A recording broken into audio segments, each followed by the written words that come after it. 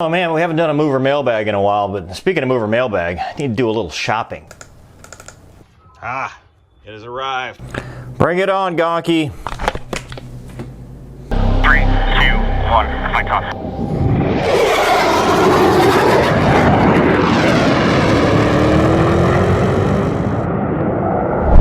What's up, everybody? It's Mover cwlemoine back with another mover mailbag. It's been a while since we've done one of these, so my apologies, but I'd like to get to as many emails and letters and all the stuff that you've sent me in the last couple weeks. No, that's just a joke about the 100,000 subscribers. That's my new helmet, carbon fiber, real light. Oh, awesome. I've got some safety equipment because I'm doing a track night in America here at Nolan Motorsports Park in the next couple weeks. So really excited about that. Hoping to be able to share that with you, as well as the track prep that the 01's going to have to go through prior to being able to do this. So let's get started. If you want to send me something, cwlemoine, cwlemoine.com, facebook.com/cwlemoine, Instagram, cwlemoine, Twitter, cwlemoine, or you can mail me something, P.O. Box 8594, Mandeville, Louisiana, 70470. So speaking of mail, we'll start with that today. Got a letter, real thick thing, from Robert, and let's open it. Hopefully it's not some terrorist thing. And it is The Sound of Many Waters, a book by Robert with nothing's really in it. HarperCollins Christian Publishing. Interesting. Okay, so Robert sent me this. Thank you. Next one is from Mike in Kentucky, and it's CW, a fast mover Lemoine. I like that one. And it's got duty, honor, courage, commitment, sticker on it, and a Wounded Warrior project. So we'll see what this is about. Oh, geez, I'm terrible at this. All right, well, I don't care about the wrapping paper. Oh, it's a tomcat. Little tomcat there. That's cool. And it is, well, check this out. Pictures. It's got a picture of an F5 on his, actually says F20. Just added my F20 aggressor. Well, that's pretty cool. It's got a Fighter Weapon School patch there. He's got a Hornet. My F18. Mailbox Guardian for a year and a half. Mother Nature took its toll. And then it's got an Eagle. My other hobby, I design mugs. Call it mug shots. Made this from my old unit, the 131st TFW. Put my... I don't know what that says, but... And then it's a... Marine Corps League. PFC... Mike is the Junior Vice Commandant. All right, here we go. Let's see. Dear Sir, my name is Mike. I'm a former Marine and also a member of the 131st TFW Missouri Air National Guard in the late 80s. Had the F4E. I got out when we were switching to the F15. I haven't read any of your books just yet, but read what you put online. Thought I'd show you my hobbies. I still build model planes at 61.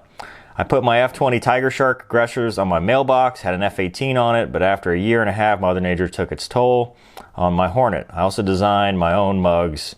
Well, that's it, sir. Semper Fi. That's awesome. Thanks, Mike. Appreciate the letter. That's really cool. So if you want to send me something like this, P.O. Box 8594, Mandeville, Louisiana, 70470. I really appreciate that. Awesome. That's really cool, especially when, guys that have been there, done that, especially F4 Marine. That's pretty badass. Okay, let's get to the letters. All right, this comes from Mike. Hey, Mover, my name is Mike. Let's open this up. Hey Mover, my name is Mike. Question for you. What's the difference between the F5B Freedom Fighter Tiger II and the T-38 Talon? Well, they're very similar. They share a lot in common, but the F5 has higher thrust engines. They've got different engines. The F5 has leading edge root extensions, so they've actually got leading edge devices and leading edge flaps that can program. And the F5's got a radar. So the T-38 is just a trainer. It doesn't have a radar, it's just a slick wing, no leading edge devices, anything like that. and it's got smaller, lower thrust engines, but both basically similar design. This one says, from Rob, thank you. My wife and I are both aviation sports photographers. I subscribe to your channel not only for aviation, but tips that you have for getting into aviation for my children. One thing that stuck out to me was your make them tell you no. I took that motto to heart and started asking for professional event media access. So long as we never asked, the answer would always be no. We asked for PBR last month and they said yes after reviewing our exceptional work. We completed the event this weekend and results are nothing short of phenomenal. It's not always aviation that inspires people, but the words that tell people not to quit and work hard for what you want. Thank you for what you do for aviation and the inspiration you gave me to make them tell you no. Make them tell me no. See? It's awesome. That's all you have to do. Make them tell you no. Don't self-eliminate. Don't be your own worst enemy. Next question. This is an actual question. This is from Vince. Hello, Mover. First of all, I want to say that I think you do a tremendous job helping people to achieve their dreams. Make them tell you no is probably the most helpful thing I've heard on YouTube. My question is about icing. Icing is a significant threat to aircraft. However, many fighter jets don't have comprehensive de-icing, anti-icing systems. For example, as far as I know, the F-18C/D Hornets anti-icing systems are the pitot heat, canopy de-icing, bleed air, engine intake heat, which sounds pretty close to what a Cessna 172 has, pitot heat, windshield defrost, carb heat. How do fighter jets deal with icing? Have you ever encountered icing in a fighter? Can a combat sortie be canceled due to severe icing? Can icing affect the weapons? Also, is beyond visual range air-to-air combat possible in real IMC in general, even if icing is no factor? Oh boy, a lot of questions. So we avoid icing. A lot of fighters, light rime icing, you don't go through because we don't have ice, de-ice boots. We don't de-ice the aircraft. I mean, we don't fly into known icing, period. I've never flown a fighter that you could fly through icing. As far as sortie being canceled, yeah, if the weather's too bad, we'll cancel the sortie. Air-to-air combat possible in real IMC, so that's instrument meteorological conditions. Yes, you can absolutely do air-to-air BVR, beyond visual range, air-to-air combat in in IMC. Next question. Hey Mover, my name is Maxim and I'm currently an aspiring Air Force pilot. I'm in my junior year of high school and have been really focused on trying to build my body to pass the ROTC PT test. I was wondering how fit do fighter pilots strive for? I understand they have to build G tolerance, such, so I was wondering what areas they focus on, assuming core. Love your videos. You're a great inspiration to me. Thanks, Maxim. A lot of guys do, or girls do CrossFit. You want to work on the core, like you said. Don't skip leg day, squats, deadlifts. This always brings up people in the comment section telling me I'm wrong, but just don't skip leg day. Whatever you do, whether it's deadlifts or squats or whatever, your legs and core are the most important for G tolerance. Anaerobic activities. Let's see. Oh boy.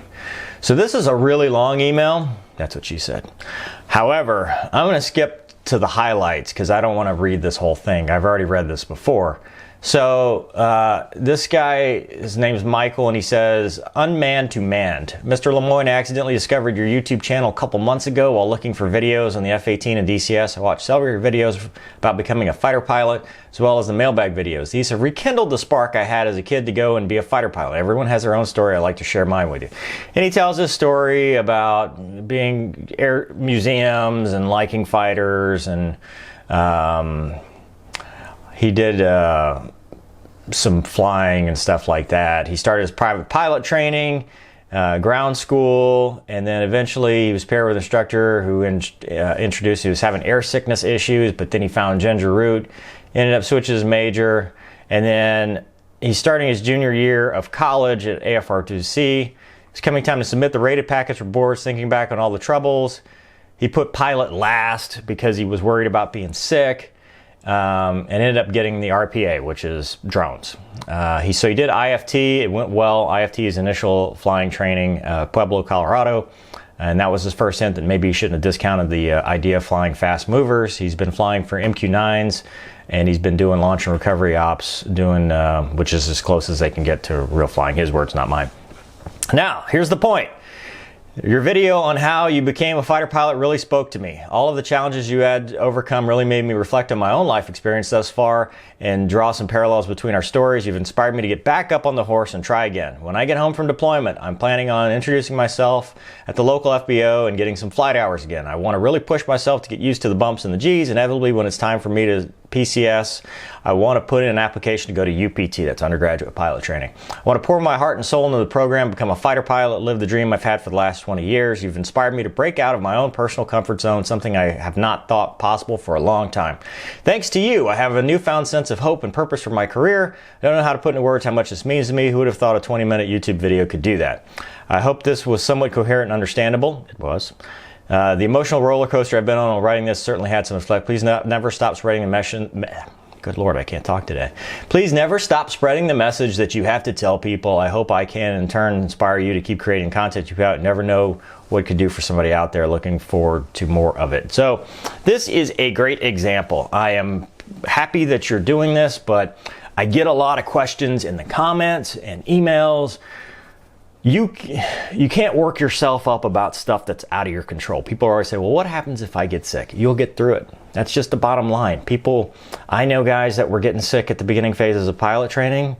They got through it. They just pushed through and got through it, and they became fighter pilots and weapons school instructors and all the great things that you hear about, because you cannot, part of that make them tell you no thing, yes, as far as the selection process, but don't self-eliminate.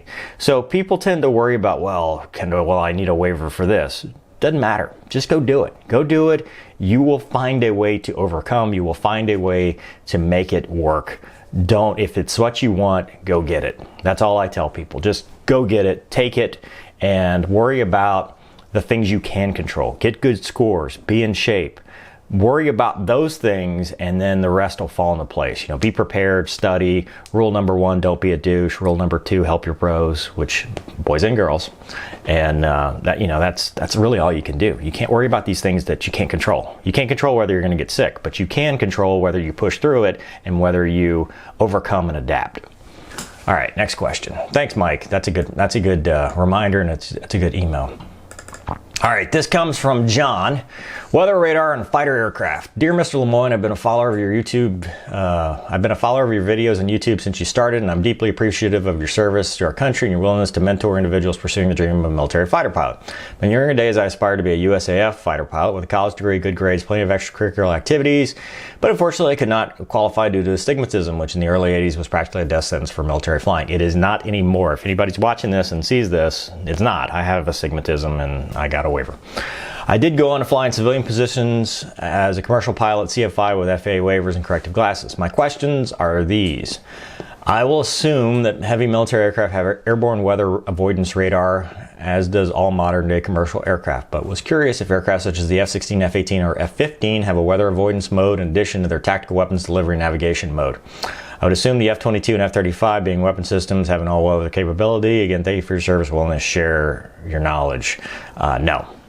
As far as I know, I don't know about the F-35 or the Raptor, but no fighter that I've ever flown or seen has a specific weather avoidance radar. Now, we used to be able to take the ground map, roll it up, and it would paint cells. And when my flight lead and I ended up flying through the thunderstorm, that was one of the first things they asked us, is if we did that. Well, A, it's not very reliable, and B, it's a technique, not a procedure, because it just doesn't always work. So, but no, fighters don't have that. It's see and avoid. That's really all you can do. Don't fly through a thunderstorm if you can help it.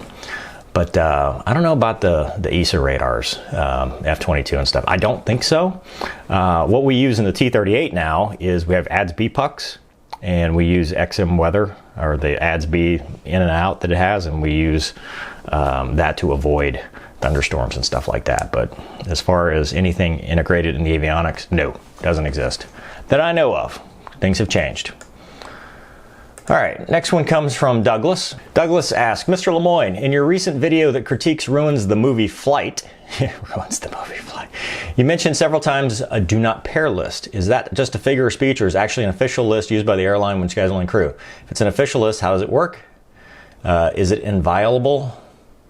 Or do they just try to not pair you with those you've listed? Are you limited as how many people you can have on your do not pair list? If you have too many names on your list, or if you are listed too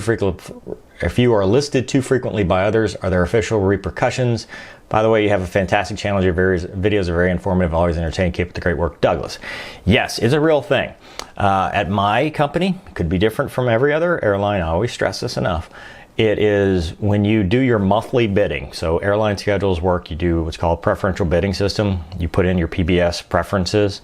You put employee numbers in your do not pair list. And this is for first officers only. First officers can put captains on their do not pair list. Captains cannot put first officers on their do not pair list, at least at my airline.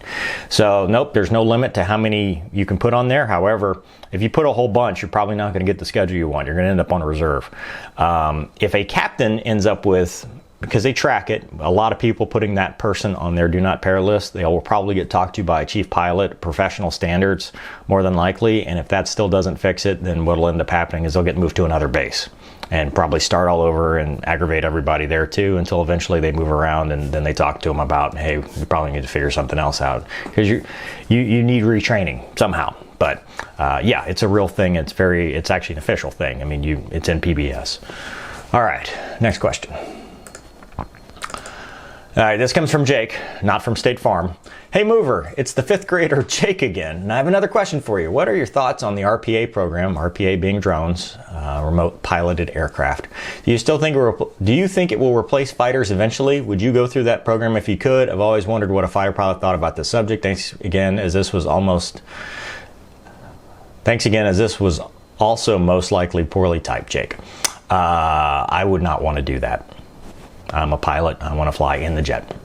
I don't think it'll replace fighters in my lifetime or career. It's possible eventually it happens, but I wouldn't go through the program if I could. I have no interest in it. I don't like drones. Simple. I think they're good. They do a good job. They do the mission. They have their purpose. But if I'm going to war, I want to be in the jet and in a fighter. I don't have any interest in playing video games in a Connex container. Next question. All right, this comes from Peter. Peter says, hey Mover, I'm a new subscriber and love your content. I'm 29 years old. I have nearly 9 years of professional software engineering experience in the financial industry. I also hold a commercial instrument pilot rating. I do not have a I'm assuming year degree. Do you know if there's ever an exceptional route for non-degree holders to enter officer training school in either the Air Force or Navy? Thanks, Peter. No. Get your degree. Don't try to circumvent the rules. Just go get your degree. That's it. You have to get a degree.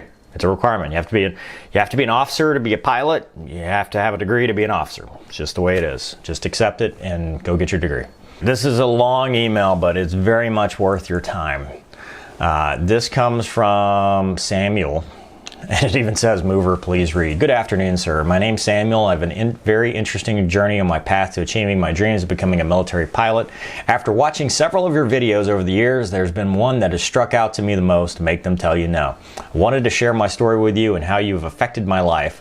I'm not sure you will even see this email. Regardless, I feel the need to share my experience and thank you for how you helped me along the way you changed my life.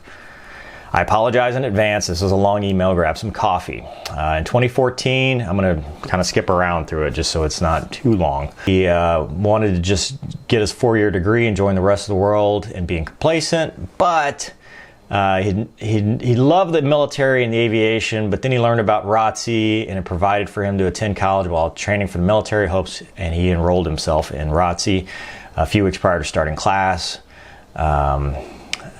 Moving forward, he was very successful. First 2 years, he was in great shape, AFOQT, TBAS, commander's ranking, all that stuff. And then in fall, he turned 21. He got in trouble for an alcohol-related incident. And if those are, you get caught underage drinking or DWI or whatever, there's a lot of stuff going on. It was minor and an in-house issue, but at the end of the day, it happened. It was reported. It was 2 months prior to the rated boards. Nevertheless, the boards rolled around and he received his pilot slot. As you put in one of your videos, I was on a high as I was doing well and on my way to become a pilot. Made it back home to 400 a year. Everything was looking great. Passed his flight physical, just barely though. Depth perception got him on that one. Got clear to move forward with my pilot career and finish the last hurdle. All I had to do was simply finish his senior year. First week back in classes, a newly commissioned second lieutenant from a class above him was tragically killed in a car accident. He was helping people in relief efforts after the hurricane rolled through Texas. He took the news very hard. Most of his friends commissioned and moved on. Found himself spending time with the wrong crowd, worked as a bartender, in hindsight drinking too much. But it plays a vital role in this story. He began to shift his focus away from being an officer and a pilot, found himself focusing on having a good time and enjoying the last year of college. Did not take long for the lifestyle to catch up with him. He ended up in jail after a drunken night at the casino for causing an annoyance while intoxicated. Although a minimal offense, he was now in deep water with the Air Force, and he was put under investigation for dismissal from AFROTC per the rules in the AFIs. In March of 2018, he had his orders to go to Columbus. Everything was set in place, but headquarters never gets back to my commander on the verdict of my situation. After being told I'll lose my scholarship, possibly my flight slot, I went into a meeting with my commander with hesitation but hope. He was notified he was not fit to be an officer or keep a scholarship, and 7 weeks prior to the commissioning, he was released from AFROTC. Boy, that sucks. And everything was gone. This was his turning point. He says, number 1, you can let it define you, or 2, move past it as if it never happened, or 3, learn from the experience and grow. He determined to take option 3. Had to find another way to get into an Air Force. He made phone calls, emails, reached out to people. After explaining the situation to a reserve recruiter, they laughed and said, "You'll never be a fighter pilot," and hung up. His hopes were crushed. Here is where you have come into play and helped me on my journey. I came across your page and videos in the last few years, and as I already mentioned, one of your videos struck out to me the most, Make Them Tell You No. In addition to this particular video, I paid attention to your story of considering AFRTC, the Academy, the Guard, etc. Noticed that you were attacking your goal from all angles. I really noticed that you did not let any particular no let you down. I noticed how you thought you were going to be disqualified medically, but you refused to call it quits until they made you. Even after you were already a pilot and you thought you'd be medically disqualified again, you found another angle. You inspired me and motivated me to keep reaching for my goal. I got back out there, started reaching out, took on every possible attack angle possible. Reached out to every sector and every recruiter. I still took no from the Air Force, from ROTC, OTS, the Guard, Reserves, tried them all. But he didn't stop there. Again, I kept pushing. I knew what I wanted, to be a pilot, specifically a fighter pilot. Pushed past all the avenues in the Air Force and moved on to applying to the Navy. Everything I'd worked for in the Air Force carries no weight with the Navy. I was back to square one. Had to test and score very high. I was rejected. I was a rejected Air Force cadet with a former arrest. I needed 3 to 4 waivers, stacks of paperwork, needed to lose 25 pounds I'd put on since I graduated, and he depleted my case. And why I should be accepted on paper, I'm a terrible candidate to even be considered. In all honesty, I'm surprised they even let me apply. Walking through the door of the recruiter's office, I didn't believe I stood a chance. But damn it, I was going to make them tell you no.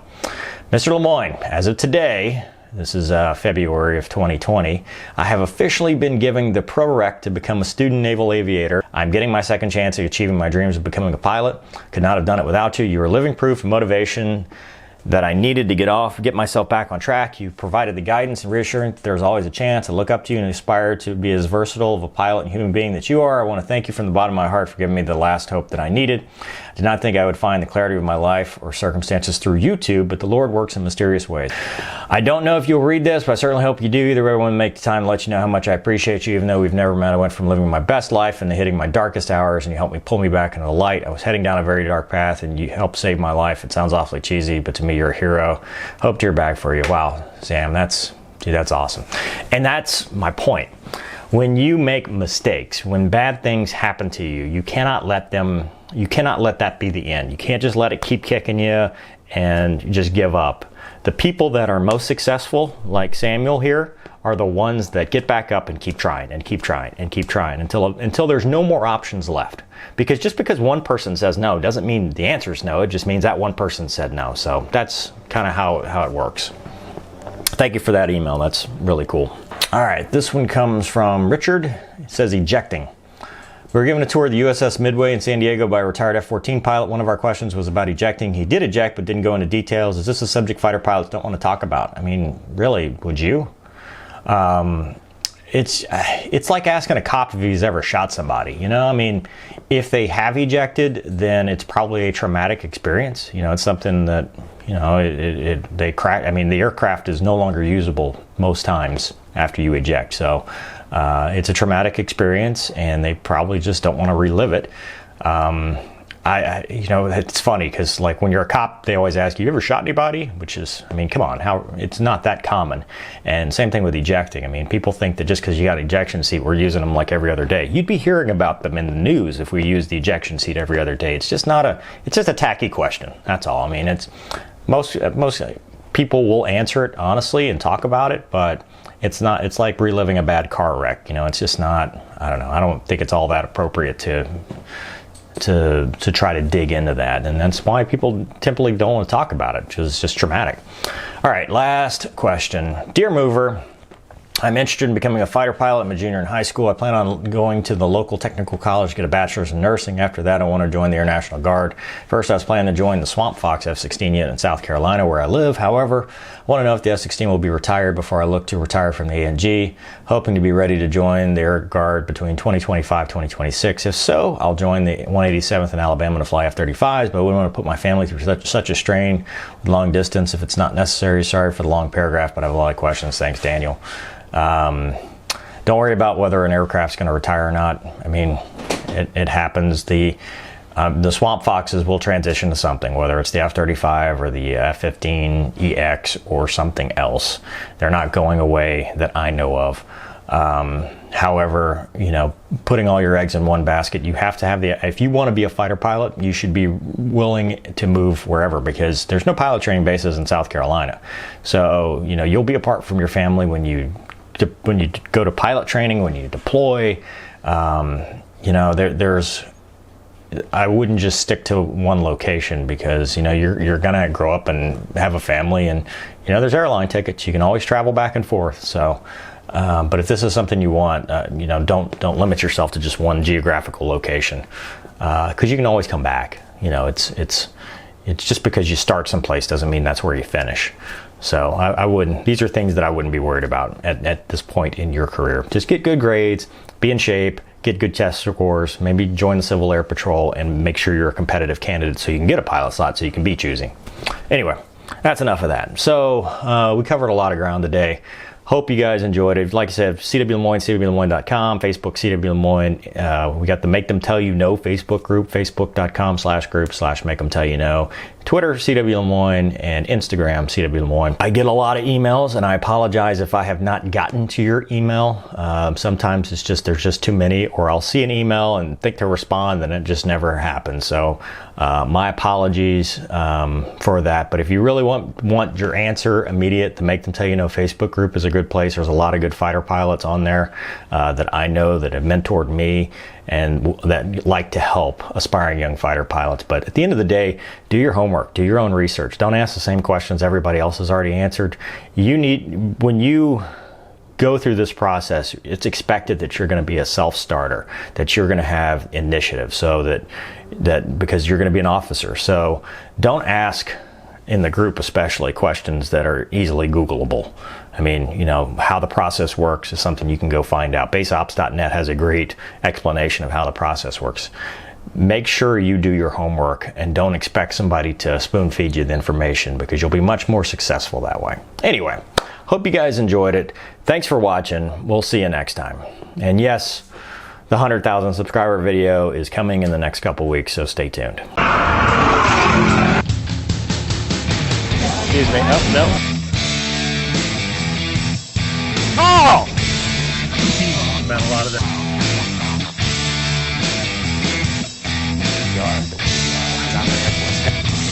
Particularly fine with the doors off. All pots too.